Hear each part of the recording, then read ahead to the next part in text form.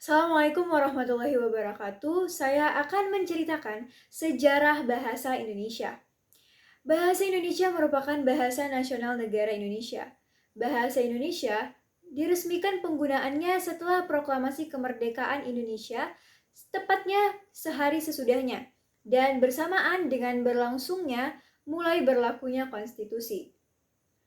Bahasa Indonesia pada dasarnya berasal dari bahasa Melayu, di mana pada zaman dahulu, pada zaman Kerajaan Sriwijaya, bahasa Indonesia mulai dipakai sebagai bahasa penghubung antar suku di pelosok Nusantara.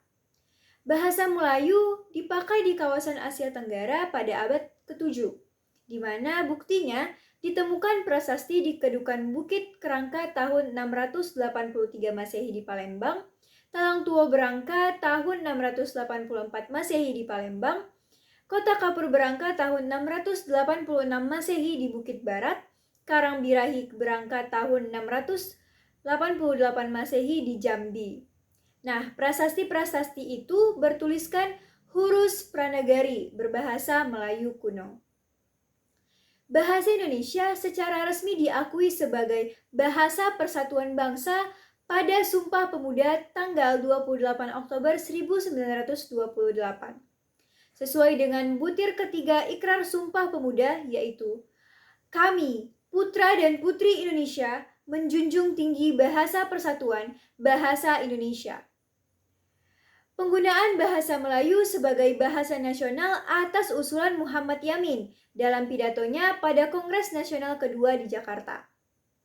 Pada tahun 2008, dicanangkan sebagai Tahun Bahasa 2008. Oleh karena itu, sepanjang tahun 2008 telah diadakan kegiatan kebahasaan serta kesastraan. Untuk peringatan 80 tahun Sumpah Pemuda, diadakan Kongres 9 Bahasa Indonesia pada tanggal 28 Oktober sampai 1 November 2008 di Jakarta.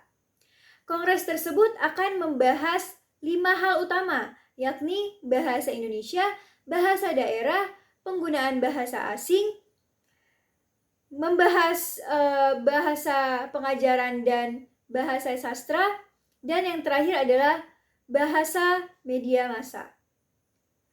Pada peristiwa proklamasi kemerdekaan negara Republik Indonesia pada tanggal 17 Agustus 1945 telah mengukuhkan kedudukan dan fungsi bahasa Indonesia secara konstitusional sebagai bahasa negara.